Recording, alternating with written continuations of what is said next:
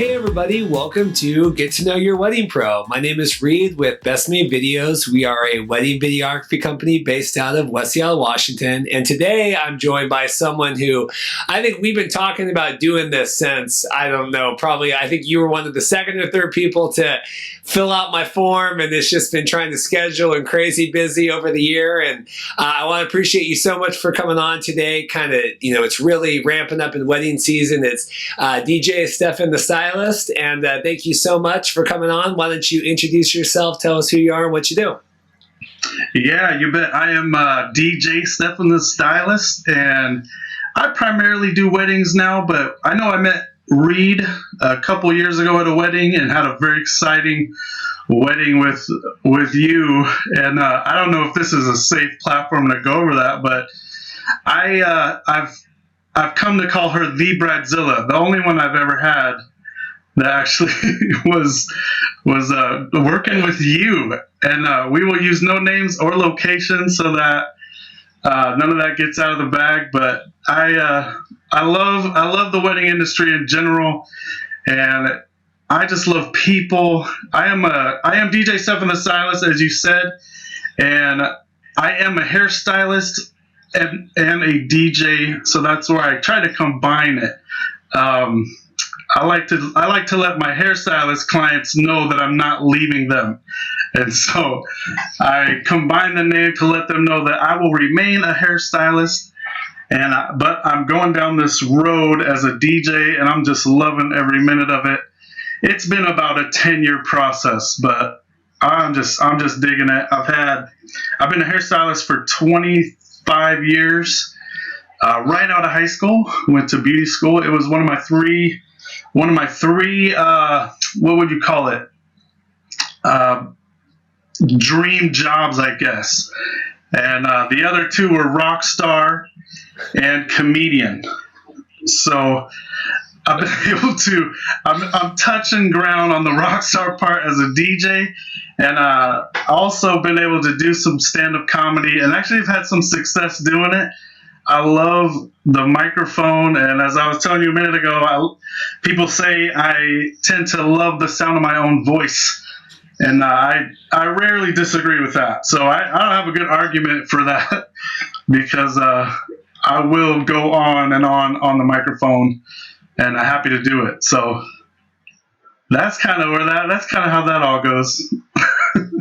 That's awesome. Well, no, and it's kind of as a DJ MC, I mean, you really do get to flex a little bit of that comedy, a little bit of that rock star. You get to be a little bit, of a showman. So I think you probably hit on all aspects of your dreams when you were a kid, huh? Who would have thought?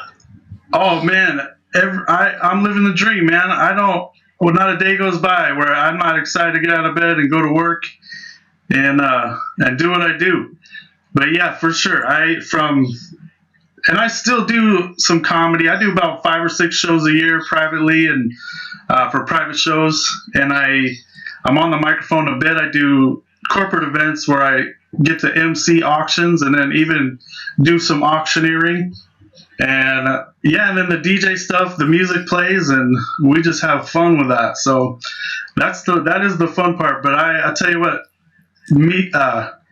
interacting with people and engaging with even, guests at a wedding. I love to interact and meet people. And so, during dinner or cocktail hour, I'm out and about walking around, introducing myself to people, getting to know people. Because I think that helps too with where the night's going to go and how I can interact with people. And I think that helps quite a bit where I get to engage with people and walk around and understand, even take some music requests at that time to kind of see where they might want to go. And so I mess around with people a little bit. I don't like to use weddings as a show for myself. I will definitely be more into their big day. I think as a hairstylist, being a hairstylist for 25 years, I've come to understand these moments in people's lives. It takes, for me, I get that intimate conversation, that intimate interaction with people, where anytime that I do what I do, I'm searching and serving to make people happy. And one of my favorite books is from a hairstylist, and it's called Life as a Day Maker. And that's kind of my mentality, is like, I just want to make people's day. And what an opportunity at somebody's wedding to really be that guy, to really instigate, a fun time, a loving time. There's family everywhere, and it's awkward already for the bride and groom in general, because we're mashing up two totally different families. And I think I do a pretty good job, especially with a comedy background, a comedian, being able to just work off the fly, off the cuff, improv with people, and really creating that, just breaking down walls for people, and being able to connect and just get the awkwardness out of the way. I don't have a problem with ever being awkward. I just break down that wall right away, with a big smile and a hey, how's it going? I'm not afraid of people, and I've been, like I said, doing hair for 25 years. I've had to reach out and engage into strangers' lives, have them sit down, and all of a sudden they're being intimate with me, and I'm getting out their darkest, their deepest secrets just by just having a conversation. And so people tend to trust me right away.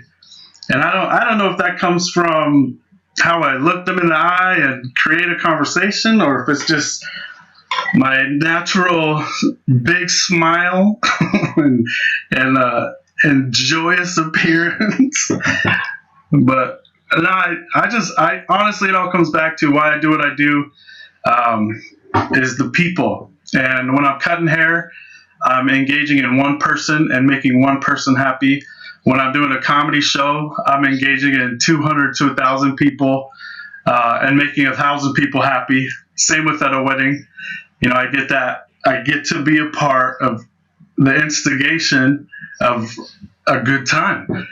And I love watching people have fun and really enjoy themselves. So go for it. Am I on the right track? No. You're on. No, you are, and it's interesting because I do think it's important for the DJ MC, like you said, to really kind of engage people, because I think we really take it for granted nowadays. Like, we go to a lot of weddings and people should know what's going on or what's happening. And people don't. People go to weddings and they're like, wait, what's going on? Okay, we're gonna dance now. Yeah. You really do need someone. We shot a wedding a couple years ago, and the ceremony was done, and no one was there, like a DJ MC, whatever, to be like, hey, okay, we're going to do cocktail hour of this. And half the people just up and left and went home. They thought it was over.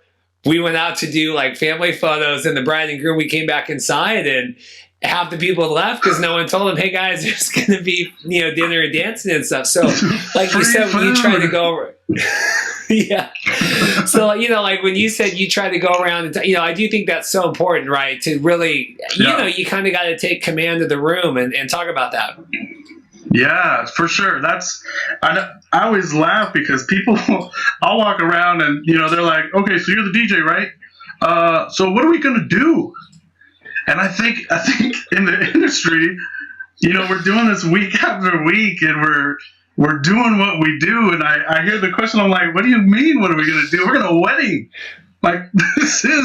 We're wedding, man. I don't understand the question. We're gonna have some cocktails and some hors d'oeuvres, or if you will, some snacks, and then we're gonna introduce the bride and groom. But yeah, a lot of it is really controlling the room, and that's what I've even had compliments, which I don't like to boast about who I do or who I am and what I do, and but sometimes I'll see other vendors and I go, man, you really have a way to control people with your voice. You have a natural command when you talk into the microphone, and I think it's really important to be able to guide people, 200 people into a corner for a big photo. I mean, and even while I'm doing it, there's people in the room going, what are we doing? I don't understand. I'm like, it's picture time, everybody. And we gotta go. But it doesn't matter. Just walk over. I know. Just go follow the crowd. Do what everybody else is doing. You've been doing it the whole time anyway. All right.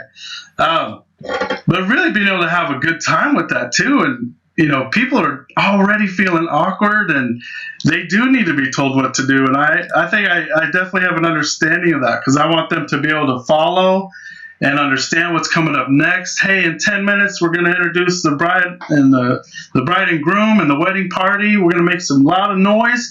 We're going to have fun. Fill up your drinks. Find your table. Know where you're going to sit in 10 minutes. You don't have to sit now, but have an understanding of where you're going to be. And then that's going to take a half an hour. They know cocktail hour. What's cocktail hour? It's like, well, the word hour is in. But that's actually a conversation I have with bride and grooms. We're talking about their day, and they're like, I don't want people to have to wait during cocktail hour. Like, we want that to be like 10 or 15 minutes. And I say, well, there's way too much to do in that 15 minutes, not just for you guys, but for the guests to like stop wandering around and, where do we go? Well, this looks like a place where they might have a party. Or sometimes it's clearing out the room. Last weekend I had to flip a room, or be a part of flipping the room from ceremony to reception, and everybody had to go out on the balcony. And I don't know how many times I had to announce that, like, we need everybody out of the room so that we can set up tables. And even telling it, like saying it 5 times in 10 minutes, each time saying it with a smile, and maybe getting a little bit sarcastic toward the end, like, all right, guys, here's the thing. We can't do this with you guys in here. But yeah, people definitely need direction. But that's what's fun about what I do. I get to be that person. And in fact, the more I'm on the microphone like that, the more they get used to me being a part of their day. And so the more announcements I have to make, I feel like that's just better for me, to get to know people, to get to kind of understand how this crowd is going to respond to me anyway. And not to say that none of them listened, but it's definitely like, come on, you guys, just go outside. Wouldn't that be great if we just all listened and then we can. But no, and so when I was planning that wedding, they were like, yeah, we're going to do that about 15, 20 minutes. And like, oh, and you're going to take 15, 20 pictures with 30 different people. And like, so I think bride and grooms, they worry about people waiting. And then that's an opportunity for me to remind them, like, look, guys, this is your day, and they want to be here for that. So an hour, it's never going to take more than an hour, but be flexible with that 20 minutes or 60 minutes where you feel like people are just getting anxious about what are we going to do next, and they're getting hungry. And so, but yeah, that's the fun part for me for sure, is engaging with people and, having those conversations. But that's fine. No, we shoot, when you're shooting cocktail or stuff, I never figure out, like, because there's always a couple people that, like, they don't, like you said, don't want to go outside or don't want to follow. And like, we finally attended the wedding in April. Our friends got married over in Spokane, and I was totally that guy where I was like, no, I'm still waiting for my drink. Like, I'm really not done with this conversation. Like, I'll get to it when, and I'm like, man, if I was shooting this wedding, I would hate me. But I was like, man, I'm sitting here. I haven't seen my buddy in 6 months. We're catching up, man. I'll hit you up when we need to, and we'll move outside. Right. Yeah, and as a wedding vendor, shame on you. We got a show to run, my friend. That's funny. So talk to me about origin stories here. How does a kid out of school want to be a hairstylist? Where does that come from? Wow, that's a great question. I get that asked a lot because I don't fit the mold, if you will. And I'll leave the details out of that, but I definitely don't fit the mold. And that's as far into that as I'm gonna go. But So it happened to me. I've been an artist my whole life. Details were always important to me. The finer things, I could see little things. Some call it OCD, but I call it artistry. And so anyways, I was in the 6th grade. I know it goes way back, since I was 12 years old. And I couldn't get my mom to take me to get a haircut for nothing, like hardly ever. So my hair would grow down to my earlobes, down my neck, and I looked like just a shag, just bum kid. And I felt bad about that. I did not like being that kid. But so this one summer, I finally talked. I think it was because pictures were the next day. And I was like, Mom, I gotta get a haircut. This is just so embarrassing.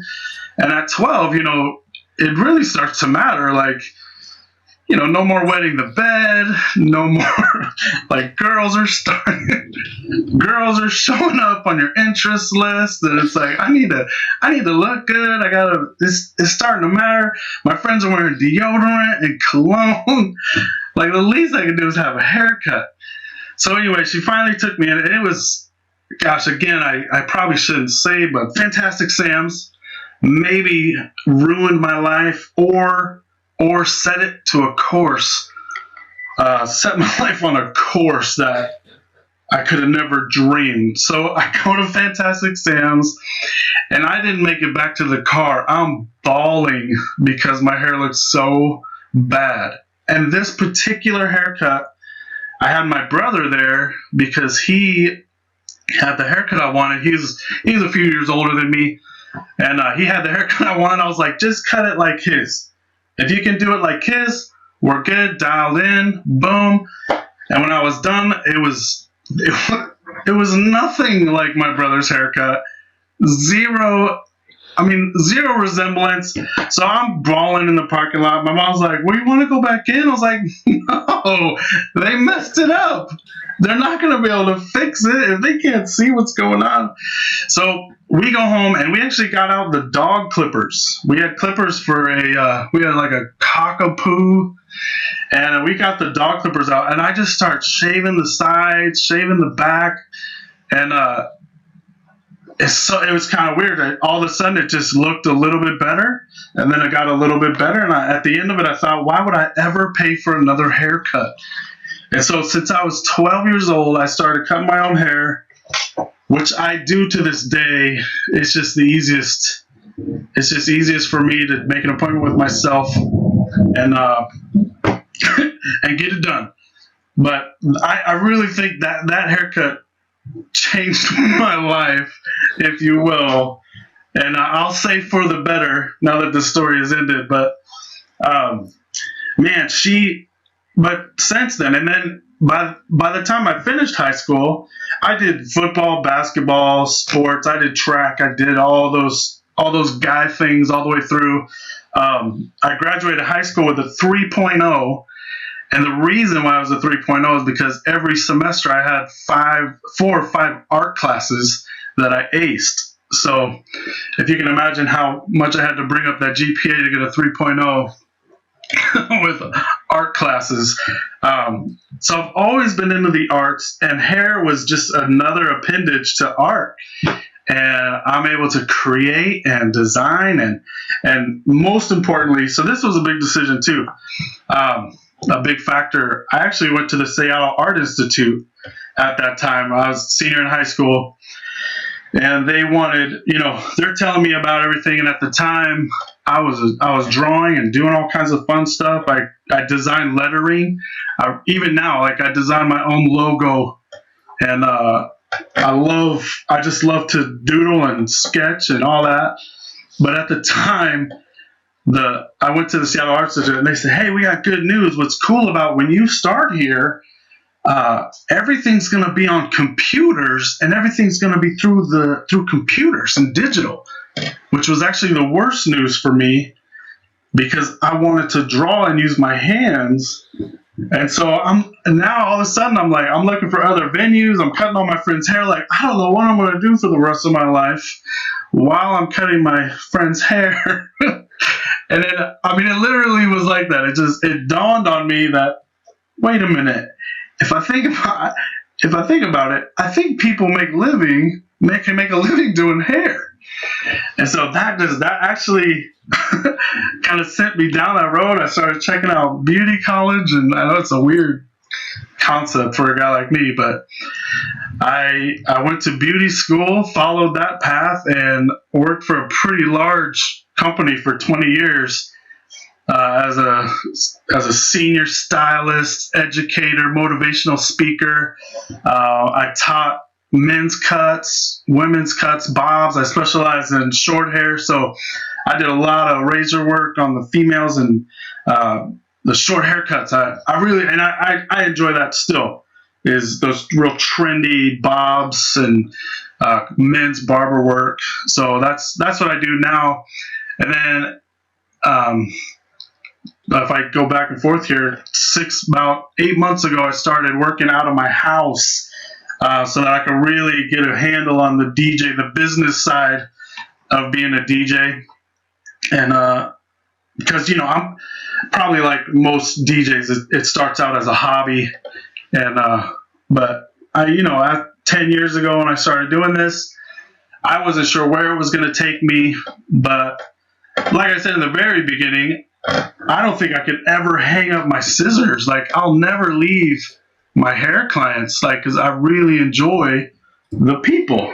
And so back to the art school, which was probably the best thing ever, was not going down that direction, because come to find out, doing hair as an art, I actually get to work with people one-on-one and really still enjoy that interaction with people. So that was it. It really was a good thing. That bad haircut was a good thing, and I owe the lady a thank you card, whoever it was that jacked up my hair. If you hear this recording, thank you. Thank you very much. So that's the stylist part. And I've always been an entertainer. Like I said, wanting to be a rock star or comedian. I mean, that's still a part of what I do. I was in a band for a little bit as lead singer. But people, this is so funny. Actually, working with people is difficult. Working for people, and if you know, and maybe that's just in the band sense, like working with a drummer and the drummer telling me what songs I should sing was like, no, you play the drums to the songs I sing. It's so much easier to do that. Like, if we're gonna cross talent here, I'm going to sing these songs and I need you to play the drums. I'm not going to play the songs you think I should sing. That doesn't even make sense. I don't want to learn them. I don't want to sound like that. So that was funny, because that quickly turned into just fun karaoke nights with my kids and friends. Like, I'd set up a pretty legit karaoke in my living room, and that kind of turned into it kind of grew a little bit. And then I finally found a venue down here in Fife, Louis G's, and we started an all ages karaoke night that I would take my kids to. And that was kind of part of it. Like, the kids are a blast and kids are fun to work with. So I did an all ages karaoke night, and that kind of just kept, I think that really helped me grow the personality side of DJing and MCing and all that. At the same time, I think some of my comedy jokes were ready for the stage. And so while I'm doing karaoke with my kids on a Wednesday night, I'm down at the comedy club the other nights trying to get stage time and work out, who knows where this is going to go. The comedy road is no picnic. It is a dark tale that maybe we get into on my next podcast. If we have time for that, we'll go back. But so I'm doing karaoke, and all of a sudden, one of the mom and dads comes up and they're like, "Hey, we really love what you do here. would you be willing to DJ our wedding? And that was like this huge responsibility. I was like, man, the last wedding I went to was mine, right? Like 15 years ago. I don't know what. Oh yeah, sure. So man, and when I say yes to something, I'm gonna take it all the way. I'm all in, all or nothing. I will definitely do my best and understand what it is to be a wedding DJ by the time your wedding rolls around. And that was so much fun. And that wedding, if you know how it is, you've been in the industry, one wedding turns into 2 weddings, and that multiplier just keeps growing and growing. By the time I'm like, I think I'm a wedding DJ. Just it's like, so I've done weddings, I've DJ'd. I think I'm a wedding DJ. So it was. That's how it's funny. I used to be more of a fitness fanatic, and one day I kind of use this story a lot, but one day I thought I should just run a mile to see how fit I was. And so I ran a mile, and I was like, okay, that's pretty good. That's not bad. And then I ran a mile like once a week for a month. And then all of a sudden I was like, I should see how I could do 2 miles. And I did 2 miles. 2 turned into 3. 3 miles turned into a 20-minute run. A 20-minute run into a 30-minute run. Next thing you know, I'm running a half marathon. I'm running Rainier to Pacific. So at this time in my life, I've done 4 full marathons. Which, if you don't know, because you're in the industry and you don't have time for marathons, is 26.2 miles of running. And so to train for that, and even at that point, when I finally signed up for my first marathon, I had somebody said, I didn't know you were a runner. And I go, oh, no, I'm not a runner. Like, I'm not a runner. And I was like, well, wait. I run, therefore I'm a runner. So that's the same with DJing. I'm like, I'm not a karaoke DJ. I'll do a karaoke show. I'm not a wedding DJ. I'll DJ your wedding, but I'm not a wedding DJ. So some of those things, it's amazing how the process of life and just taking it as it comes and really just letting those things come into your life and be a part of it. And I'm a sucker for change. Today I got this monster beard. In 2 weeks, who knows? I don't know if this beard will still be here. I'll shave it down to another Fu Manchu or some kind of another look. I'll grow the sides out a little bit, get rid of my hard part, whatever. I know you guys can't see this once the recording airs, but here we are. So anyways, I never know, man. I don't make plans of who I'm going to be in 10 years. I'm going to be a great husband and a great father to my kids, no matter what. And I'm looking for ways to make that happen. So in a nutshell, Reed. So did you, when you were asked to do the weddings and stuff, like you said, so the last wedding you had been to was yours. So first off, maybe talk us a little bit about your wedding, and then maybe kind of, did you have any preconceptions or whatever kind of going in to start doing them? Like you said, even with beauty school, like maybe you don't look like a traditional someone that would be heavily involved in weddings or whatever. I mean, I certainly never viewed myself as someone that was going to be involved in weddings and like high-end, whatever events. So kind of walk me through your thought process leading from your wedding in and then kind of entering into that industry as a DJ. Oh man, a lot of it's just having an open mind, which to this day, I just keep an open mind because like we said earlier, we're literally crash coursing 2 families that just met yesterday at the rehearsal. I mean, I don't know how this is going to go. I don't know. I've had announcements on I've had announcements from the officiant the day as the wedding has begun, and they're making announcements, and I'm like, what? That's huge. All right. So I need to, okay, change my mind. We're going to go through this whole thing a little bit different. And so I think too, my comedy, being able to improv and kind of go with how things go has been a blessing to me, because that keeping that open mind and being able to be flexible with how to deal with things.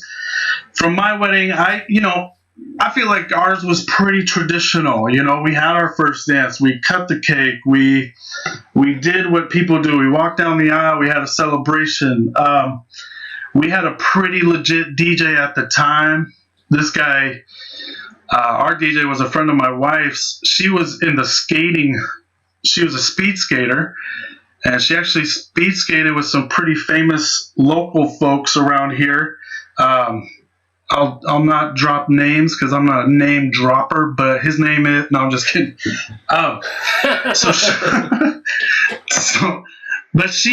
So she knew some people, and in the roller skating industry, you actually happen to know a couple of DJs. So at this time, this guy had really kind of understood the wedding, and in the preparation of it all, I was like, yeah, babe, just go. I'll show up. Just like, I mean, I get that a lot from guys now. You're planning a wedding with the bride, and the guy's like, yeah, fine, all right, yeah, fine. And so I get that, I get it, and so I don't try to, I don't pressure the guys too much. But when you're planning it out, and man, I guess that's the only thing I knew at the time. So I watched YouTube videos. I watched full-length weddings on YouTube, like, to see what people do at weddings. And so of course, by the time their wedding rolls around, I had this preconceived notion of a packed dance floor, of big announcements, big hoorahs. And it's funny because this particular wedding, 90% of the people were from out of town. And I've come to find out that's not too unusual, but 90% of the people from out of town. So when I got the dancing going, and of course I was like, all right, everybody, let's do it. Let's have some fun. We're going to dance. And I think we had one kind of successful dance. And then most of the people literally went outside and just were catching up for the last 4 hours, like you might have done at a wedding recently that you went to, Reed. But so this was 90% of the people were outside chatting the whole time, and I'm literally inside practically babysitting about 20 kids on the dance floor, and I'm avoiding their request because I'm thinking that I'm going to play something that's going to get everybody back in here to want to get this thing going. And of course, maybe I just didn't know how to read a room at the time, and I'll give myself that. But nobody's wanting to dance. I'm babysitting the kids. I got 20 kids. Finally, I'm like, okay, fine. I'm gonna play your songs, and we're gonna have some fun. And but at the end of the night, I had two guys approached me. Were like, hey man, I've been a DJ for 20 years. That was awesome. You did a great job. And I was like, what? I don't understand. And so I was like, okay, well, that's cool. I did a great job. And a couple of DJs said so. And then at the end of the night, I'm talking to the bride and groom. They're like, oh my goodness, thank you so much. That was so amazing. What you did today was just so much fun. And thank you for taking over the kids. It was like that was their intention the whole time. Like I said, I even told them, I said, I actually would have liked for you to tell me that I was babysitting so that I would have gladly played their music. Like I could have done that had I had a little bit more of an idea what you guys wanted. And so it was funny. It's fine. But that's one of them. And also the music wise, this is another thing that I feel, whether the dance floor is packed or not, I get most of my compliments and praise in my 5-star reviews. Anytime I get praise from somebody, it's always from what I do before the dance floor even opens. It's the energy I bring during the announcements. It's the energy I bring, or the energy I take away, so that we can have an intimate introduction to a first dance, or that intimate introduction to bringing the father out to dance with his daughter, for the last time, or, and making an announcement like, after the father-daughter dance, I'm like, all right, groom person, let this be the last time another man steps between you and your bride. So and in that sense, it's still intimate, but we broke the ice again, and they're like, okay, cool, yeah, we're going to have some fun.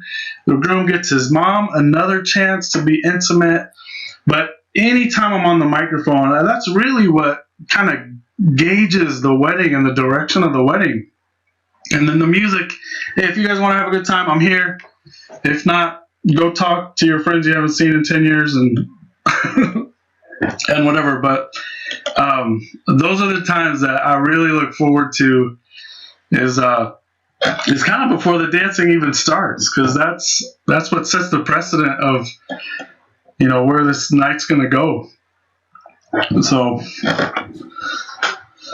So when you were kind of, we're doing great. I'm enthralled. So when so like you said, you kind of, always trying something new. You did weddings, you become a wedding, DJ, running that whole. So when did you kind of finally make the leap to say, okay, like I'm going to really do this wedding thing. I'm going to, get a business, get a website. Kind of what kind of made you take that leap, and what was that process like? That's funny you say that, because I know this will be on one of the wedding groups on Facebook. But man, I'm literally, up till about 5 years ago, I'm just doing my thing. I'm doing weddings as they come. You ask, like, what separates you from other DJs? Like, I have no idea what separates me from other DJs, because I don't go watch other DJs. I can tell you a couple of videographers I like, that are fun to work with. But as for DJs, I don't know. I mean, so honestly, and this may be true for a lot of people, but I compare myself to DJs that have videos on YouTube. And so I'm like, okay, so I'm comparing myself to really great DJs that have really great videos. And so, man, I just hope I'm keeping par with these guys. So that's the best I could do. But then as for, like, I think the wedding industry, there's this pressure to be something that maybe is more or less than what should be. Like, somebody referred to me to somebody as a DJ. Said, hey, Stephen's a great DJ, you should have him do it. And I'm like, hey, what's this little rabbit hole? Oh, it's a group. That's great. Blah, blah, blah. Cool. Yeah, I'd love to talk. And I was like, hey, you don't have a website. You're not welcome here. So like, oh goodness. I think I need a website. I better get a website. So then I got this peer pressure from other, entities that, and I want to be cool with these people too, because I also want a referral from somebody, or I want to maintain a standard that's pretty legit. And so it's funny, this path to being a wedding industry professional has been a little bit silly for me, because I didn't go to school for DJing. I didn't go to school to be an MC. I didn't go to school to know how to entertain people. I didn't go to school to format jokes and, create this personality that can rock a dance floor, that can engage with people, and of all ages too. I love to tell this story because this happened at a wedding last summer. We do the shoe game. I do a fun table release game that people enjoy or really hate. A lot of DJs hate this idea, but I bring it. I'll mention it to the couple. I got in weddings because of this game that I play to release tables. So I'm not going to knock it, because it's gotten me 3 or 4 other weddings because of it. So I play these games, and this is the best. My most favorite compliment happened at this wedding. I walk over to the bar. The groom is standing at the bar with his buddy. They're 25. I'm not 25, but we're hanging out. And I walk up, and the guy that is talking to him, please excuse my language here, and if you could bleep it out, do so. If not, whatever, here we go. But because I don't even like to reiterate what he said, but this guy goes, "Oh my goodness, where'd you get this mother DJ? He's hilarious. This is the best effing time I've ever." I mean, he went on for a minute, and I was like, "Hey, high fives, bros. You, no, not me, you. No, you, not me, you." And so I do my little bro hug handshake. I turn around, and there's this 80-year-old woman, boom, right in front of me. Like, I'm just talking to the groom and his buddy. I turn around, this old woman, 80 years old, looks at me, she grabs me, puts her hands around me and says, "You are adorable." And I'm like, okay, I don't know how or what I did, but the age difference between this dude and this grandma are just, I mean, we're 60 years here. And I was somehow, in my interaction, made this dude think I was some crazy MFing what guy, like, he's nuts.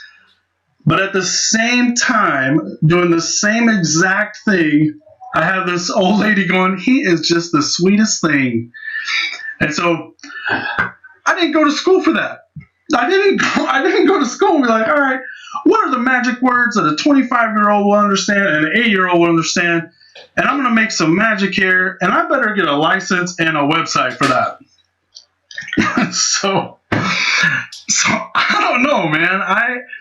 I do what I do, like what you do. You do a craft, and yeah, you can go to school for editing, but it's in your eye. It's what you see, and it's what you create that really brings people to your table and says, man, he has an eye for video, and what he does to capture the moments he captures, whether it's staged or not. I watched your videos. I love your videos. Reed, you do phenomenal videos, and it captures moments that I know were staged because I've watched you do it, but yet they seem so natural, and they create this idea of the perfect day.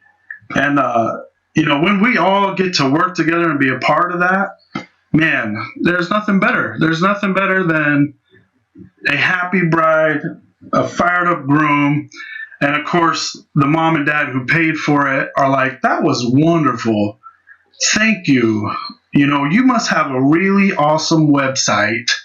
So, I don't know, right? It all comes back to that. So, when it's that process, I don't even understand the process. I go with where I go. I had some trouble with my logo. I'm like, all right, you know what? My logo's cool. I'm gonna move some things around so that it'll be a little bit better for some of the things I need to do.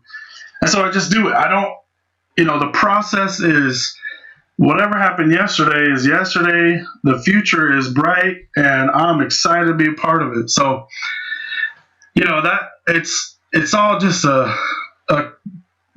cluster mess of events that just kind of led me down this road. Now I'm DJ Stephen the Stylist, the comedian, the auctioneer, the entertainer, the life of the party, and I'm gonna go from there, man. So what is, yeah, no, so what is it, that kind of inspires you that, even just kind of trying to weave this world now that you're in, doing these events, dealing with the brides and grooms, what is it about that really excites you, that you find the inspiration in? Is it just a good time? Is it a chance? I mean, what is... it goes back to my kind of opening statement as a day maker, from hairstylist to comedian to DJ, wedding DJ, MC, auctioneer. It all comes back to bringing joy to people on their best days. And I don't get to be a part of it. I get to instigate it. Like I'm the guy that is making that so, that gets to be, I mean, it's really, again, it always goes back to my love for people. And I love bringing joy to people. I know it sounds corny and cliche, but I don't know how else to put it. I will instigate a good time wherever I go. And this is kind of funny too, but in all the tests, I'm more of an introvert, if you can believe that, because if at any given party, my place is not to be the life of the party, I won't do it. I mean, I'm not going to force myself. You don't hear me coming down the aisle like, hey, we're going to have a party. I find my place. And if my place is you hired me to engage and be big and a big personality, then that's what I'm going to do. If you hired me to be a small personality and background noise, then that's what I'm going to do as well. And I'm going to do it according to making sure that you have the best day, that this is your best day. And I love being a part of it. I think about, there was a weird comment in one of the DJ groups on Facebook that I kind of addressed. And my only address was, this is a customer service industry. Like, we're here to make people happy. We're here to serve and to lift up. And that's the best feeling in the world, man. When I get the chance to build people up and make them feel like the center of the world, there's really nothing better. I say that about the service industry because there's other services than hairstylists, wedding industry. There's food service, there's these services, and then there's the other side of services where you're a policeman, you're a plumber, you're a ditch digger, you got to fix people's problems. And so when I think about the service industry that I'm a part of making people's days and bringing a smile to people, making people feel better about themselves. When somebody walks in with a ratty haircut and it's something I get to fix, they always leave feeling better. And it's one of the greatest feelings I can think of. And so, Jerry Seinfeld, as a comedian, he said he wanted to be a comedian since he was 8 years old. And to compare to that, they said, well, what was it that made you want to do it? And he said, well, I was sitting there and I told a joke and everybody laughed. And he said, and I wanted to feel that over and over and over again. That process, that magic never gets old. When you get to bring that joy to people's lives, it just never gets old. And so if I can be a part of that today, I'm going to do it. If I can be a part of it tomorrow, and I got to today because I've been cutting hair all day, but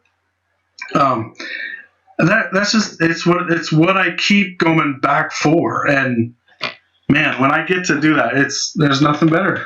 What do you see next for you? What are next steps for growth? Is it expanding DJ? Is it trying something new? What do you see down your road? Wow, that is loaded. Speaking of plans, good grief. You know what? I don't tell anybody this, but I live in the moment. Secrets out. I don't have plans, man. What do I do? I'm gonna add something to DJ Stephen the Stylist. DJ Stephen the Stylist, the gas attendant. That's what I don't know. Let's see. DJ Stephen the Stylist, PE teacher. Man, whatever it is that brings more joy to more people. I talk about being an auctioneer. Of all the things that I do, auctioneering is one of the most fun because as a comedian, there's nothing more rewarding than an audience cracking up laughing, right? That's probably the best feeling you can get, is telling your story, creating your jokes, and then making people laugh at that as a comic. You've heard people do professional speaking and they're talking about the wedding industry and they crack a joke, everybody laughs like, that's so funny. And And sure, it is funny, but I guarantee that same joke would probably not fly as a stand-up comic in a room full of people like, okay, make us laugh. We're here to laugh. Excuse me. Wow. We're here to laugh. Make it happen. Do it. And I'm up there like, all right, here we go. Show's on. Let's do it. Okay. Hey, what's up? Hey, how's everybody doing? You guys having a great time tonight? All right, let's do it. So, but then when you make people laugh, and that was your promise from the beginning, oh man, it's one of the greatest feelings ever. But the most fun, I mean, weddings are fun, and introduction, I mean, weddings are a blast no matter what. Like, that's back to auctioneering. As an auctioneer, there's no planning. You're like, okay, what are we selling today? All right, and I've done several, so I'm not just making this up. So we're gonna walk in. I mean, I'll have them send me the brochure. Like, okay, so we got a vacation over here, Eastern Washington. Great, somebody's cabin. Cool. Ooh, cool. A hot air balloon with the Seahawks. Sweet. Awesome. Who's gonna be there? All right, great. We got some important people. Beyond that, there's not much planning for the talent as an auctioneer. Like, I'm gonna show up. I'm going to probably have to use my own microphone because I don't trust people's microphones and I want to sound amazing. So I provide, whatever I can on my end, but I literally show up, go through the motions, and have a great time. In the meantime, I'm having a blast. So I do charity auctions and, benefit auctions. And so I'm not trying to sell cattle really fast and it's not that kind of an auctioneer. But in the meantime, I'm badgering people. I'm having fun with people. I'm getting people against each other and just digging some, just making noise like, hey, you're not going to let them walk away with that for $500, are you? No, $525. All right, now $550. Let's keep, hey, don't let him have that for $550. Let's do $570. All right, fine. And at the end of that night, I've told 1,000,000 or 100 ad lib jokes that I just made up on the spot, picking on somebody, harassing. There's no we DJs, no comedian, no comedian likes a heckler, but when that's part of the gig, yeah, you're gonna make fun of me because I made fun of you, and we're gonna have some good times. And so at the end of the night of an auction, it's like, wow, that was fun. No prep, just all straight out good times. And so my future, to answer your question, I tell my wife, like, I'm going to retire as an auctioneer. So one day, lugging equipment in, doing all the stuff as a DJ, I bring our speakers. This stuff's not light, folks. There's some heavy pieces. And I'm a one-man show, so, and I like it that way. It's fine. But we're lugging the stuff in. One of these days, I'm going to be happy to just show up, grab the microphone, and just start ripping. That to me sounds like a great retirement. So between now and then, I have no idea what's next, Reed. I'll take it. I'll take it as it comes. Corporate events are fun. I have a list. Corporate events are cool because they just keep calling. Like, you do a wedding or two, and that's the last you hear from that bride. But which mind you, I'm grateful for the referrals, and I love seeing past brides at weddings. I'm going to be at a wedding this weekend where I've been a part of 3 other weddings from this group. So I'll have 3 brides that will be in this bridal party on Saturday. So that's going to be a blast. I get to catch up with them. I'll see what things are going, and of course I already know I love the playlists are all similar to this group, so I know it worked last time. And but for the corporate events are great because I got 3 events a year with different companies, and I just keep going back, and so that's kind of cool. The corporate's fun, but weddings are magical. So like I said, I'm gonna take it in stride I'm an artist. This week is blue. Next week it might be red. Who knows? Oh man! Well, we're almost out of time. Before we let you go, I want to know what's one thing that we'll have to schedule a part 2. Hopefully, not a year and a half from now, which is when the first time I asked you. Before you go, what's one thing you wish more people knew about you? I know you're, like you said, you're outgoing and energetic and stuff. But what do you wish that more people knew about you? And it could be how you work, how you operate, or any of the combo. Wow. That's a good one, man. What I kind of brag about is being able to change directions just in an instant. We at weddings, I mean, they come at me just panicking about the bride can't find the garter, or the bride can't find this, or we're gonna need another 5 minutes, and the panic. You're just like, oh goodness, this could really destroy the wedding. And but to just really be able to hey, no worries, let's do this. We're gonna try this. This is gonna be just fine. Don't worry about it. As an exciting and outgoing personality that I am, to brag, I'm super laid back. Like nothing gets me worked up. Nothing. I mean that. Fortunately, this is the end of the broadcast, and so I'm going to be able to share something about my wife.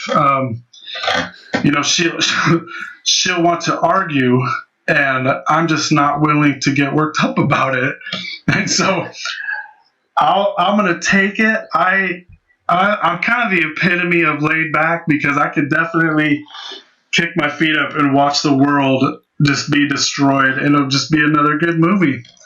And so being able to flip on the fly, like being able to just transition at no problem, make a mistake and just move on from it. I also do sports announcing. So sports announcing is a blast. And one of the things that you're saying names, you're saying stuff on the fly, you're just moving and constantly moving. And people will say, hey, that's really great, man. That'd be so fun. But I'm just worried about making a mistake. Like, how do you handle that? I was like, I don't know. I made 16 mistakes tonight. How did I do? And so it's being able to cope in stressful situations. And in general, a wedding is that. A wedding is very high pressure. It's a high pressure event. And being able to just be cool and chill and yeah, let's do it. We're going to have some fun tonight. And being able to do that, I think, is a huge benefit. And I think that's why I do really well in what I do, because, I show up 3 hours early. I take my time. I make sure everything is going to work. And if something doesn't work, okay, truth be told, I was doing a wedding. This was only a month ago.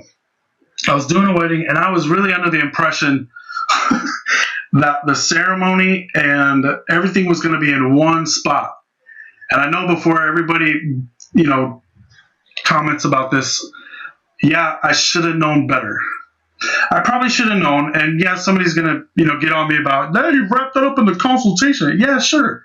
But I thought the wedding was going to be all in one location. So instead of bringing a second sound system for the ceremony, which of course I would do, that's not a problem. I'm an hour away. I get to this wedding 4 hours early, and I realize what happened. I'm like, okay, I got to go home and pick up the second sound system for this ceremony. And I told the venue person, I was like, listen, I'll be back in plenty of time, but I got to go home and grab my stuff. And as stressful as that could have been, I went home, I came back, the bride and groom never knew about it. They didn't need to know about it. And we just had a fantastic day, as if nothing happened. And I did brag about it at the end of the night. I was like, you get that last minute with the bride and groom. Hey, that was so much fun. Hey, you wouldn't believe this, but here's what happened. I'm happy to, I'm never trying to hide anything, but I just want to be able to, everything's going to be smooth and chill and laid back. And, I can definitely bring that to the table.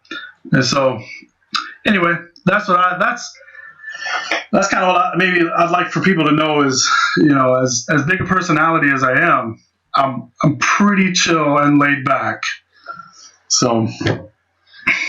Well, perfect. This has been great. I really appreciate you bringing the energy today and really bringing some great insights and conversation. I really do appreciate it. And I know, kind of this time of year and taking time to do this sort of stuff, I really appreciate it. And I do think that your energy and excitement and passion really shows through, and especially in the audio form. I think people are going to have a good listen. If people want to learn more about you, and I know you do have a website now, and I have been looking at it. So if you want people to get in contact with you, learn more about you, contact you for your services, where would you have them go to? Yeah, easily go through my website at www.djstephenthestylist.com. That's DJ, STEPHEN, thestylist.com. And I know you're on Facebook and Instagram and kind of all that stuff too. And so they can look you up on there as well. Well, thank you so much again. This has been another episode of Get to Know Your Wedding Pro. If you're like Stephen and you want to take advantage and come on and kind of share your story, we're kind of entering in the second year and a half here of doing the podcast. You can go to www.bestmadevideos.com/podcast guest. That's a great way. It's a little questionnaire that you can fill out to kind of get in the system, and we can contact you about coming on.